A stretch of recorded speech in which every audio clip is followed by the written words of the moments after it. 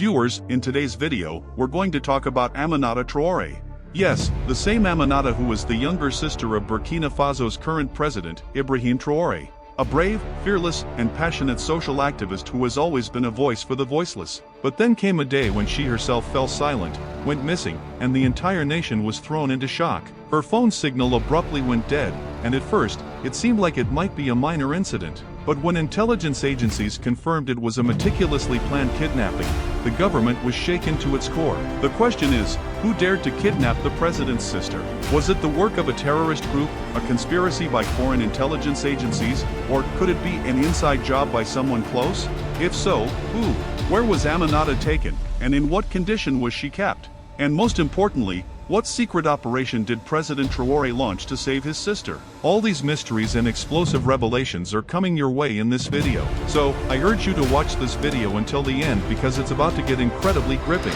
Viewers, this is the story of that fateful day, March 17th. It was afternoon in Ouagadougou, Burkina Faso's safest area, when the bell rang at Imam Malik School, and students began leaving as usual. Among them was a young girl named Aminata Traoré, the beloved sister of President Ibrahim Traoré. The route she took from school to home was just a 15-minute walk, but that day, something was different. At exactly 3:25 p.m., as Aminata left the school gate and headed home, everything changed. The CCTV cameras, both inside and outside the school, mysteriously shut off at that exact moment. No footage, no video, no clue. When Aminata didn't reach home on time, her mother initially thought she might be with friends. But by 4:45 p.m., when her phone was found to be switched off, panic set in. With trembling hands, her mother called President Ibrahim Traoré and uttered just one sentence: "Aminata hasn't come home, and her phone is off." At that moment, Ibrahim Traoré was in a critical security meeting with the defense minister. But those trembling words from his mother hit him like a bullet to the chest. Without wasting a second, he left the meeting and put the national security forces on high alert.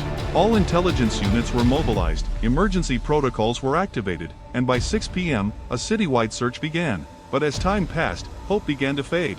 Then the truth about the security cameras came to light. Not only the school's cameras but every camera along Aminata's usual route had been disabled simultaneously. This was no accident, it was a calculated move by an enemy.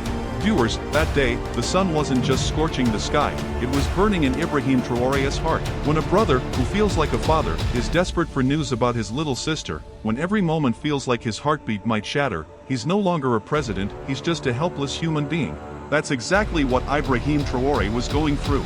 He had an entire nation before him, but his ears were caught in his mother's trembling voice, and his heart was trapped in the silence of a 14-year-old girl. Leaving the military meeting, he joined his security team, where the atmosphere in the room was eerily quiet. All eyes were downcast, as if the fear of a great loss was speaking within everyone.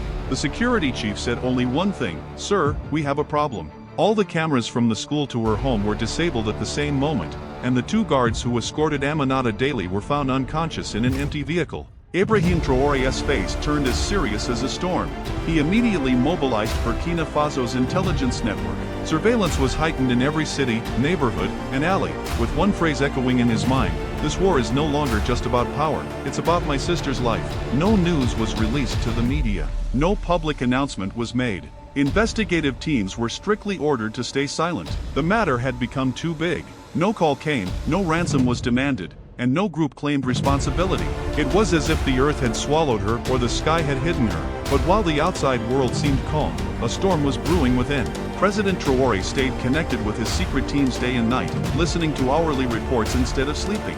For him, this wasn't a diplomatic or political issue, it was personal, emotional, and now a matter of honor. Every moment, Aminata's smile echoed in his mind, and his heart prayed for her safety.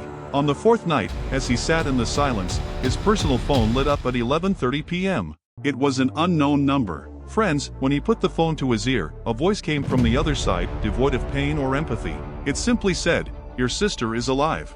Then, in the same cold tone, it continued, "No need to know who we are. Just know that if you want your sister back, you'll have to meet our demands." And then the demands started rolling in, each one like a knife to Burkina Faso's sovereignty. They demanded the return of all gold mines nationalized by the government, the termination of the uranium deal with China, and the end of the freedom movement Traoré was leading for Africa. Rage filled Ibrahim Traoré's eyes. His fists clenched, and when he spoke, his voice carried the roar of a revolutionary leader.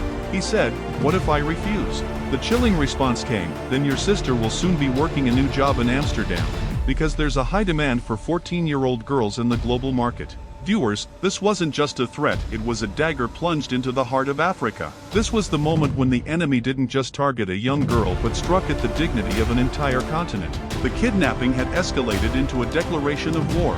But a man who had fought against imperialist systems for years, who had raised the flag of rebellion against those looting his nation, how could he trade his homeland for his sister? That night, Ibrahim Traoré didn't consult anyone, didn't call a meeting, didn't explain himself. He simply went to the rooftop, looked at the sky, and made a promise to himself. "You don't just want to take my sister, you want to break my spirit. But you don't know the soil I'm made of." In the next 24 hours, an unusual activity was felt in Burkina Faso's atmosphere. Foreign reporters began gathering outside the president's office. Military vehicles became more active in the city, and the lights at the intelligence headquarters stayed on all night. But amidst all this commotion, one thing was completely absent: statements. Neither the president gave an interview nor did any government official face the media. It was as if everything was happening silently, yet a fire was burning within. On social media, people were shouting, asking questions, but the government maintained absolute silence. And in that silence, President Traoré had made his decision. He wouldn't just respond to the enemy, he would show the world that Africa's children are not for sale. This was the moment when the first secret order for the operation was issued, codenamed Operation Amsterdam. Instead of seeking help from international agencies or European powers, President Traoré rallied the special forces of 4 African nations, Mali, Niger, Guinea, and Burkina Faso, to a single point.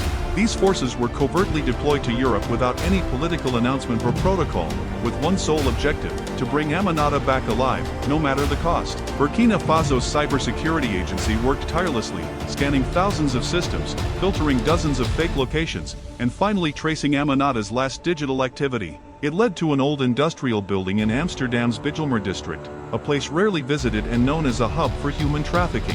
After confirming the location, President Traoré personally took charge of the operation and issued instructions to all teams via encrypted channels. The plan was for 3 separate teams, codenamed Alpha, Bravo, and Charlie, to enter the 3-story building simultaneously from different directions, leaving the enemy no time to react. Viewers, at exactly 3 a.m., while Europe slept in ignorance, Africa began its mission to awaken its daughter. Team Alpha entered through the back door, Bravo accessed the roof, and Charlie breached the main entrance. Inside the building, darkness, stench, and fear created an indescribable mix. Every door held potential danger, every wall hid the screams of innocence.